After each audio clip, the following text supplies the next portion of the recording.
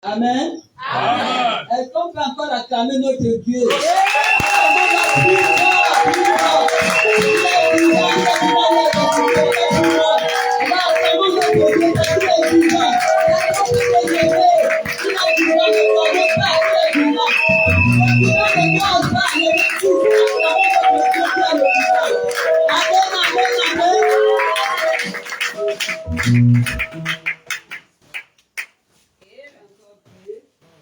Seigneur, merci encore pour cette grâce que tu m'accordes. D'être dans ta présence dans ce lieu, Père, pour parler de toi. Seigneur, remplis-moi encore. Tu dis dans Jérémie, ouvre ta bouche, je la remplirai.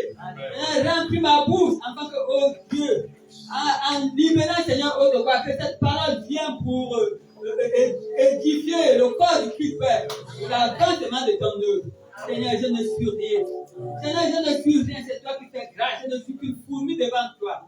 Amène-moi où tu veux, Père, afin que ta parole, Seigneur, trouve la place dans les cœurs que tu disposes maintenant pour recevoir cette parole, Seigneur. Afin que cette parole vienne libérer, dériver et apporter la vie, Seigneur. Car je dis ta parole est esprit et vie. Et que toute la gloire se te revienne, Père, dans le nom de Jésus. Amen. Amen. Dans l'Apocalypse,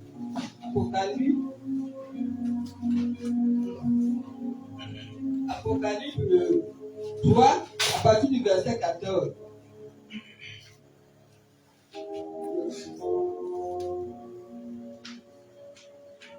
Je peux lire. Et puis à l'ange de l'église de Laodicée, voici ce que dit l'Amen, le témoin fidèle et véritable. Le commencement de la création de Dieu. Je connais tes œuvres. Je sais que tu n'es ni froid ni bouillant.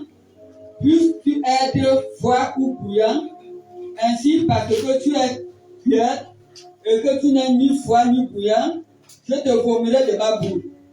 Parce que tu dis, je suis riche, je me suis enrichi et je n'ai besoin de rien, et parce que tu ne sais pas que tu es malheureux, misérable, pauvre, aveugle et nu. Je te conseille d'acheter de moi de l'or éprouvé par le feu, afin que tu deviennes riche, et des vêtements blancs, afin que tu sois vêtu et que la honte de ta nudité ne paraisse pas, et un collier pour coin de tes yeux, afin que tu vois. Moi, je reprends et je châtie tout ce que j'aime. Aie donc du zèle et répands-toi. Voici, je me tiens à la porte et je frappe. Si quelqu'un entend ma voix et ouvre la porte, j'entrerai chez lui, je souperai avec lui et lui avec moi. Celui qui vaincra, je le ferai asseoir avec moi sur mon trône, comme moi j'ai vaincu et me suis assis avec mon Père sur son trône. Que celui qui a des oreilles entende ce que l'Esprit dit aux églises. Amen. Amen. Pendant que la sœur destinée, moi, on priait ici, mardi et vendredi et jeudi. On priait aussi pour la veillée. On peut demander au Seigneur, Seigneur, parle-nous encore, inspire-nous ta parole, révèle-nous ta parole par rapport à ce moment. Alors, nous sommes venus jeudi et puis vendredi, Dieu pouvait me donner cette parole. L'église de la Laodicée. Alors, je dirais c'est la vision que Jean, dans l'île de Patmos, a reçue. Le prophète Jean a reçu cette vision dans l'île de Patmos. Et il a eu l'ordre, Dieu lui a donné l'ordre d'écrire ce qu'il a vu et d'envoyer le livre aux 7 églises d'Asie. Alors ici là, il s'agit de l'église de la Laodicée. Et je me demande pourquoi Dieu m'a donné ce livre, cette église. Peut-être c'est nous, puisque j'ai demandé à Dieu de donner la révélation de sa parole.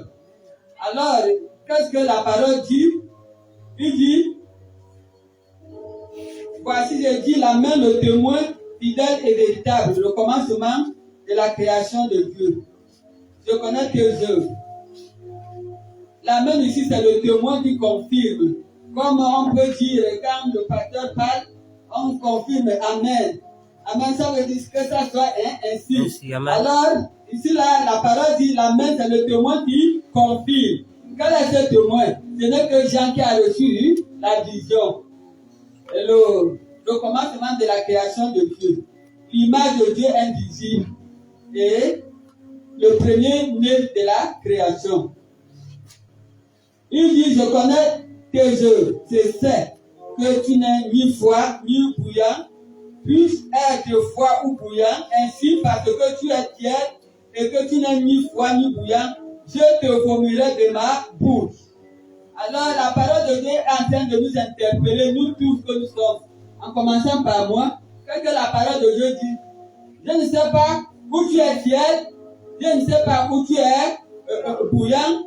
Alors, la parole de Dieu nous demande vraiment de faire attention, c'est-à-dire de nous repentir. Parce que quand j'ai lu à la fin, il dit, ayez du sel et repentez-vous. Donc, la parole de Dieu nous amène à nous repentir. Je ne sais pas où tu es tiède. Si c'est dans le domaine de la prière que tu ne pries plus, alors la parole de Dieu te dit de te repentir et tu reviens dans la prière. Si la négligence dans le service de Dieu, la parole de Dieu te demande de revenir à Dieu, tout simplement à Dieu. Vous savez que nous allons déjà à l'année 2024.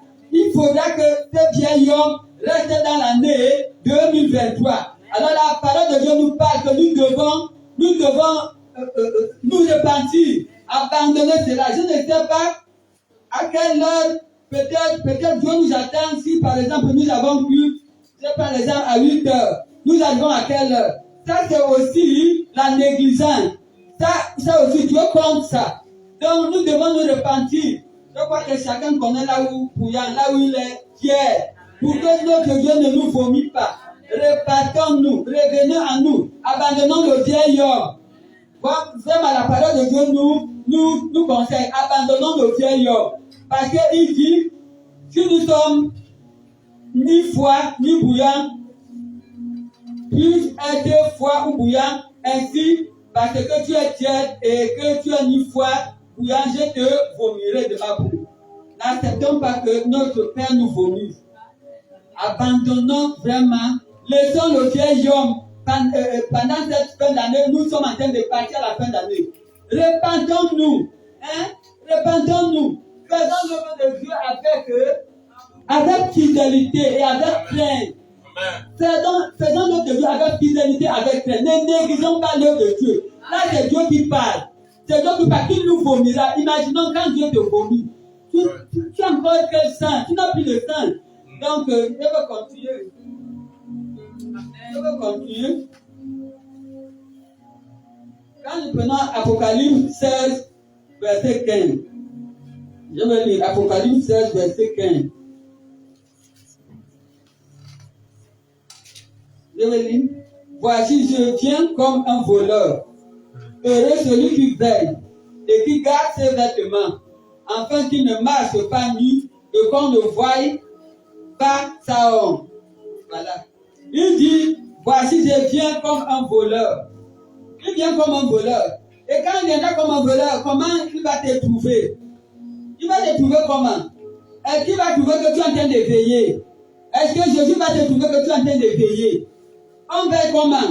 On veille dans son service, on veille dans sa marche, dans la sanctification. On veille dans la sanctification, on veille dans l'évangélisation, on veille dans l'exhortation, on veille, tu viens, tu parles à la maison de Dieu, on veille quand tu es fidèle, là où Dieu t'a placé, si c'est l'intercession, là on est en train de veiller. Maintenant, si tu ne veilles pas, par exemple, Dieu vient, il ne te trouve pas l'intercession, il va te vomir. Oui, il va te vomir. Donc, revenons à nos plaques. Bien-aimés, revenons en commençant par moi-même. Revenons. Parce que Jésus revient bientôt. Revenons. Faisons l'œuvre de Dieu avec crainte et fidélité. Faisons l'œuvre de Dieu. Laissons le vieil homme à l'année 2023. Revenons. Nous rentrons déjà à l'année 2024. Il faudra que, en rentrant à l'année 2024, nous soyons revêtus d'une nouvelle tenue. Voilà une nouvelle tenue, un nouveau équipement pour marcher en nouveauté de vie. En nouveauté de vie, parce que la vie de Galatie, anciennes sont passées, toutes choses deviennent nouvelles. Alors cette année 2023, nous devons laisser toutes choses anciennes, toutes choses anciennes à l'année 2023 pour que nous rentrions à l'année 2024 avec une nouvelle chose pour marcher en nouveauté de vie. Alléluia! En nouveauté de vie, c'est là où Dieu nous attend. Dieu nous attend. Encore que nous puissions mériter cette bénédiction, parfois nous disons, Dieu ne nous bénit pas, nous prions parce que nous déguisons son œuvre. Nous déguisons son œuvre. Revenons à Dieu. Revenons. Si Dieu ne nous fera pas les écrits de Dieu, il va nous bénir. Mais il dit, cherchez d'abord le royaume de Dieu et la justice. Afin que toute chose soit donnée par-dessus. Il dit encore, maudit celui qui fait mon œuvre avec négligence. Voilà. Il dit aussi, celui qui disperse n'assemble pas. Donc ne copie pas l'autre. Parce que l'autre n'est pas venu. Toi, je dirais, il faut venir, il faut assembler. Parce que lorsque nous n'assemblons pas, nous faisons quoi? Nous dispersons. C'est ça. Il dit, celui qui n'assemble pas disperse. Alors, je vous conseille vraiment ce matin de revenir à Dieu. On va lire Psaume 119, verset 103. Merci Seigneur.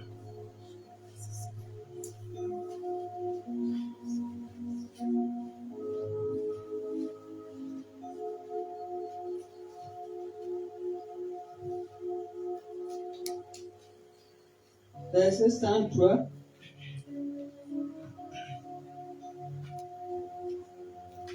Il dit que tes paroles sont douces à mon palais, plus que du miel à ma bouche. Alléluia. Amen. Que tes paroles soient douces à mon palais, plus que du miel à ma bouche. Quelles sont les paroles que nous utilisons? Il faut que nous utilisions les paroles douces. Vraiment, les paroles douces, pour que ces paroles-là viennent en nous, nous recevons ces paroles, nous les recevons et nous sentons ces paroles comme du miel à nos bouches. Voilà. Nous devons libérer nos paroles comment? Nous devons être douces à la parole. Pour que cette parole, lorsque la personne la reçoit, elle reçoit cette parole comme du miel. Le miel fait du bien. C'est pourquoi il dit que tes paroles soient douces à mon palais. Que tes paroles soient douces à mon palais. Le palais c'est quoi? Le palais c'est une maison. La maison c'est quoi? C'est nous. Alors quand nous recevons cette parole en nous, les paroles douces viennent en nous, ça nous apporte le miel. Vous voyez la joie. Et voilà comment nous allons demeurer à notre Dieu. Parce que nous recevons sa parole. Sa parole est sucrée. Et si nous recevons cette parole sucrée, nous allons faire comment? Nous ne pourrons que manger ce miel-là qui est doux à notre corps, à notre corps que nous sommes le palais. Donc, c'est ce que Dieu veut encore nous dire. Nous allons prendre le psaume 127. Il dit, si l'Éternel est bâti par la maison, ceux qui la bâti travaillent en vain. Ceux qui la bâti travaillent en vain. C'était dans une église où les jeunes travaillaient, ils étaient gelés, vraiment dans le service, gelés. Un jour, je dormais, Dieu pouvait me montrer comment on monte une église en état et c'est les jeunes qui sont en train de faire les travaux.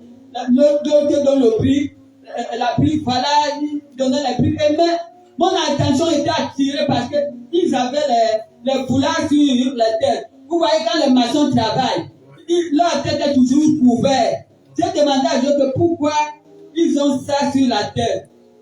Le Dieu pouvait me dire c'est la protection pour le soleil. Voilà, ils sont en train de servir Dieu. Il faut avec une protection. Donc c'est pour dire que lorsque nous faisons l'œuvre de Dieu, la protection divine est sur nous. Voilà pourquoi il dit que celui qui habite sous l'abri du Très-Haut. L'abri du Très-Haut, c'est le service de Dieu.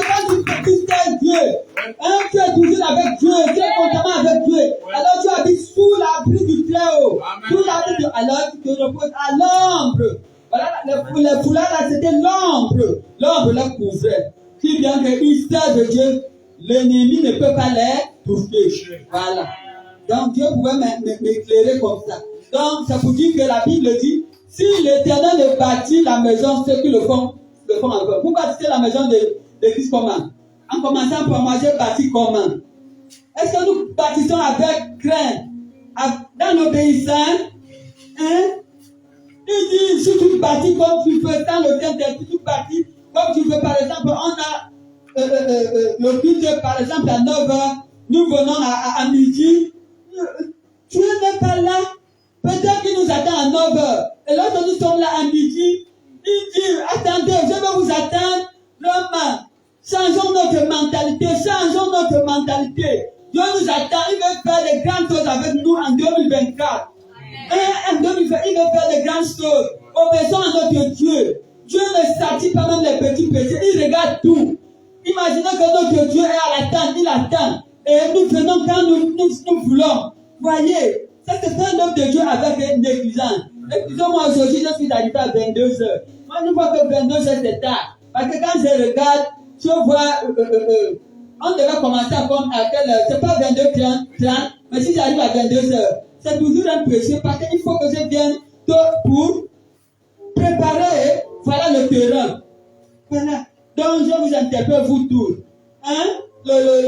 Celui qui est dans les instruments là. Tu viens tôt, tu commences à travailler ça. Pour que lorsque tu travailles, je crois que c'est quelque chose, quand tu travailles, ça, au fur et à mesure que tu travailles, ça ne peut pas déconner, mais au moment où tu arrives, tu commences à manipuler ça, ça va prendre du temps pour chauffer. Hein? Dieu nous interpelle, nous tous, en commençant par moi, nous tous. Donc, si nous voulons voir Dieu envoyer les âmes, ici là, obéissant à ton œuvre. Seigneur, faisons ton œuvre comme il peut. C'est nous-mêmes. C'est nous-mêmes. C'est nous-mêmes. Je vous assure que c'est nous-mêmes. Si nous faisons ce qu'il veut, il dit si vous suivez mes voies, comment qu'est-ce que je vais faire? Je ne peux pas vous bénir. Suivez mes voies. Si nous ne connaissons pas les voies de Dieu, demandons à Dieu, enseigne-moi tes voies, Seigneur, tous les jours. Je vais te suivre.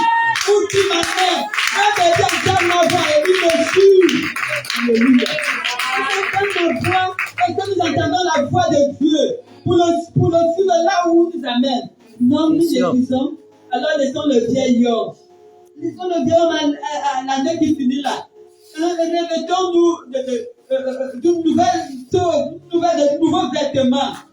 Afin que nous voyons cette croix.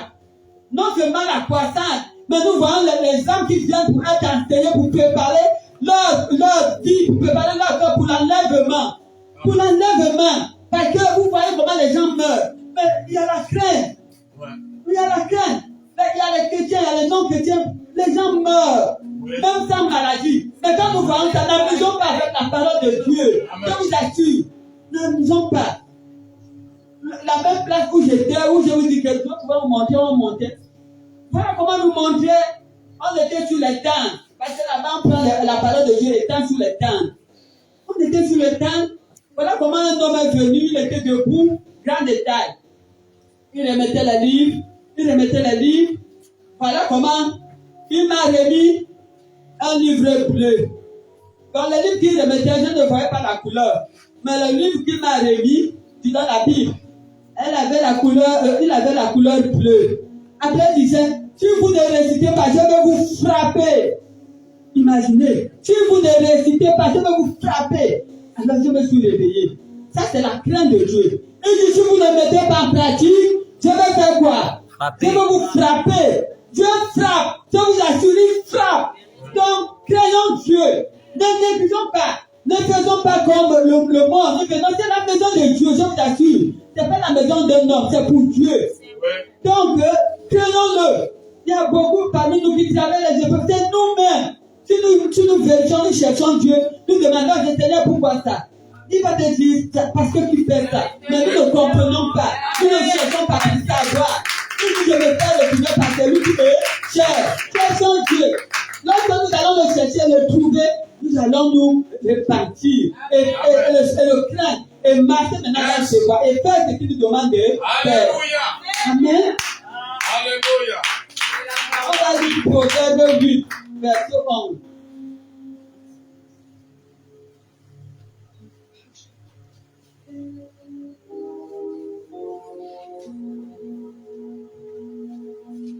Car la sagesse vaut mieux que les perles.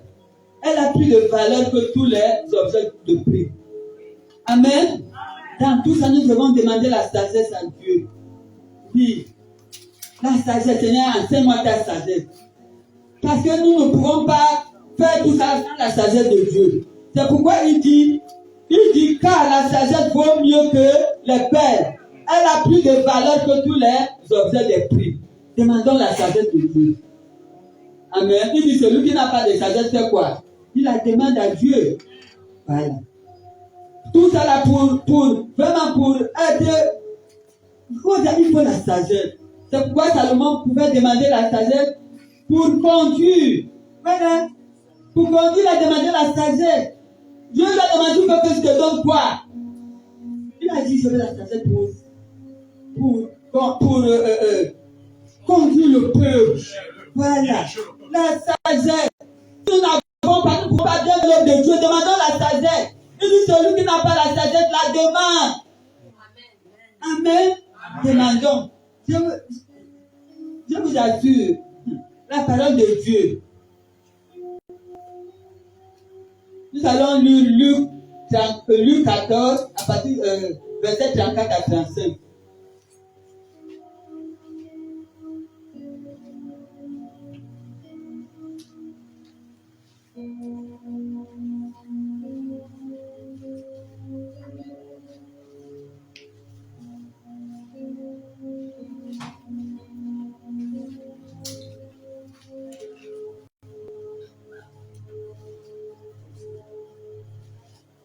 Luc 14 à partir de 34. Le sel est une bonne chose. Mais si le sel perd sa saveur, avec quoi l'assaisonnera-t-on? Il n'est pas bon ni pour la terre, ni pour le fumier. On le jette dehors, que celui qui a des oreilles pour entendre. Nous sommes le sel de la terre. Alors, si nous avons le sel et nous n'assaisonnons pas, nous serons jetés. Nous serons jetés. On va prendre Matthieu pour bien être éclairé dans ce passage. Matthieu 5, verset 14 à 16. Vous êtes le sel de la terre, mais si le sel perd sa saveur, avec quoi la rendra-t-on? Il ne sert plus car elle a été jetée dehors et foulée aux pieds par les hommes. Vous êtes la lumière du monde. Une ville située sur une montagne ne peut être cachée. Et on n'allume pas une lampe pour la mettre sur le boisseau, mais on la met sur le chandelier et elle éclaire tous ceux qui sont dans la maison. Voilà. Donc, on peut dire que le sel est comme la lumière. Comme Maman Florent pouvait témoigner tout à l'heure. Ça, c'est les actes de quelqu'un qui a le sel, la lumière. Vous voyez, elle ne met pas la lumière sur le bateau, mais elle les met pour que ça éclaire. Donc, voilà l'exemple. En tant que lumière du monde que nous sommes. Nous sommes la lumière du monde. Vous voyez, nous sommes la lumière. Donc, notre vie la reflète la lumière qui est la parole. Lorsque nous marchons, nous sommes comme une lumière. Pas comme nous sommes une lumière. Alors, quand nous sommes face aux ténèbres, qu'est-ce que nous apportons? On va te donner on va te dire quelque chose qui est des ténèbres. Toi, tu vas apporter quoi? La lumière. Voilà. Parce que la personne ne connaît pas. Tu vas apporter la lumière. C'est ce que Dieu appelle le zèle. Le zèle déjà, soyez gelé. Si tu n'es pas gelé pour lui, tu ne peux pas accomplir cela. Oui, nous sommes la lumière, alors nous devons avoir du zèle. Le zèle. Il demande de se repentir et avoir du zèle. Donc, c'est quoi? Servir Dieu. C'est servir Dieu partout. Tu as la lumière, tu apportes la lumière partout. Là où tu travailles, tu es évangéliste. Tu es dans un problème, tu es conseil. Quand maman Florent pouvait parler, ça c'est le fait de la terre. Alors, cette lumière-là, on l'allume pas pour mettre sur le boîteau. Si nous ne faisons pas ça, ça veut dire que nous prenons la lampe et nous mettons sur le boîteau. Et nous aurons le compte à rendre avec Dieu. C'est vrai. Et il dit que je vous ai donné beaucoup et vous avez enterré. Oui. Et il nous vomira. Vous voyez, nous devons changer de mentalité. Amen. Nous devons changer. Que notre vie, nous devons vivre que Dieu. Hein? Nous devons vivre. Ça ne dit pas qu'on ne doit plus, mais ce que Dieu nous a donné là, nous devons faire son service. Nous devons être agréables. Nous devons faire ce qu'il nous demande de faire. Pour qu'il ne nous vomit pas. Comme il a bien dit dans l'Apocalypse, sur l'église de la laïcité. Voilà, c'est clair comme ça les chrétiens de la laïcité. Donc si l'homme se passe comme ça, nous ressemblons, en commençant par moi, nous ressemblons à cette église-là. Voilà. Nous ressemblons à cette église-là. Alors nous demandons de nous repentir pour qu'il ne nous vomit pas. Et quand nous aurons du zèle, le zèle, c'est quoi qui vient là? On a intercession. Tu es excellent pour les choses de Dieu. Voilà. C'est là où il nous attend. Parce qu'il dit plus bas.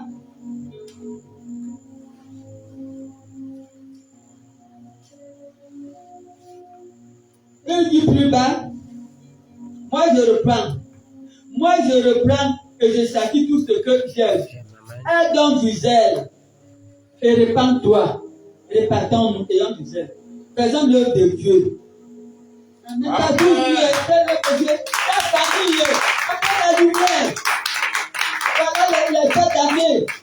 Voici les fêtes d'année. Ils ont pour coutume. Sauf si vous êtes encore dans leur coutume. Mais je sais que si vous êtes déjà dans la lumière du monde, vous êtes à une fille qui reflète la lumière, vous n'allez plus adorer leur coutume tradition. Alors si vous n'adorez pas leur coutume tradition, quand les fêtes de fin d'année arrivent, vous voyez que toutes les familles païennes là se rassemblent pour manger en famille. C'est pas ça? Oui. Alors quand ils se rassemblent, on fait quoi? En tant que lumière du monde, on va fléchir chez nous, on dit Seigneur, envoie-nous, non seulement pour aller adorer leur tradition pour tout, mais pour les apporter la lumière. Tu fais ta prière, tu pries, tu verras que quand Dieu va t'accompagner, il y a quelque chose qui va se passer. Lui-même va t'accompagner. Ne pas passer d'abord demander la permission à Dieu. Amen. Et vous voyez qu'en faisant ça, il y aura les repentants, ils viendront un peu, ils viendront un peu. Et si nous ne le faisons pas, nos familles, leurs âmes iront où? En enfer ou bien? Parce que Jésus, la parole de Dieu, il n'est pas venu pour perdre les âmes, mais pour que les âmes soient sauvées. Et il dit surtout quoi, toi et toute ta famille, vous êtes sauvés. Alors, levons-nous pour nos familles. Voilà les fêtes. Faisons nos prières. Dieu nous a donné la sagesse. Tu pries les jours, Seigneur, cette fois-ci, nos paroles là, je m'en vais, je sais que tu m'accompagnes. Quand vous faites ça, vous allez apporter le témoignage. Parce que Jésus va vous accompagner. Vous ne pouvez pas adorer leur idole. C'est la lumière que vous allez apporter. Tout va éclairer. Les ténèbres n'auront pas de place.